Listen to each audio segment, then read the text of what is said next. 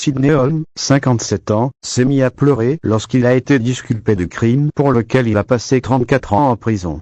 Le 19 juin 1988, deux personnes se font dévaliser par deux individus qui les menacent avec une arme.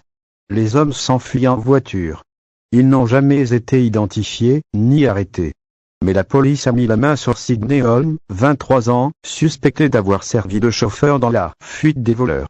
Se basant sur un témoin oculaire qu'il avait identifié ainsi que sur sa voiture, une Oldsmobile qui ressemblait à celle vue sur les lieux du crime, un jury avait reconnu cet homme coupable de complicité en avril 1989.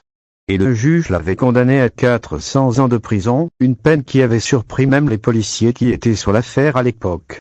Mais Sidney Holmes n'a jamais cessé de clamer son innocence. En 2020, il a contacté l'unité de révision des condamnations du procureur de l'État pour demander que l'on réexamine son cas. Ce qui a été fait. Une enquête de 2 ans et demi a trouvé sa conclusion ce 13 mars. Le condamné est innocent.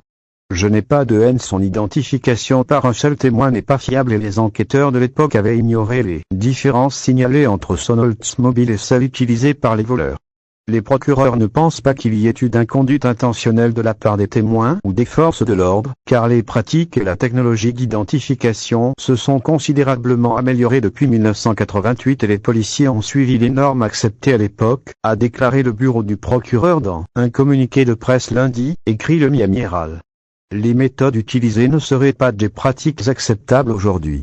Très ému au moment de l'annonce de sa libération, Sidney Holmes aura donc passé 34 ans en prison, son père et ses grands-parents étant décédés pendant sa détention. Il a été accueilli par sa mère en larmes, qui s'est jetée dans ses bras. Il a déclaré aux journalistes qu'il ne savait pas trop où il en était, mais qu'il savait ce qu'il allait faire. Je vais me trouver quelque chose à manger, ajoutant qu'il n'avait pas de haine, qu'il allait continuer à aller de l'avant, lui qui n'avait jamais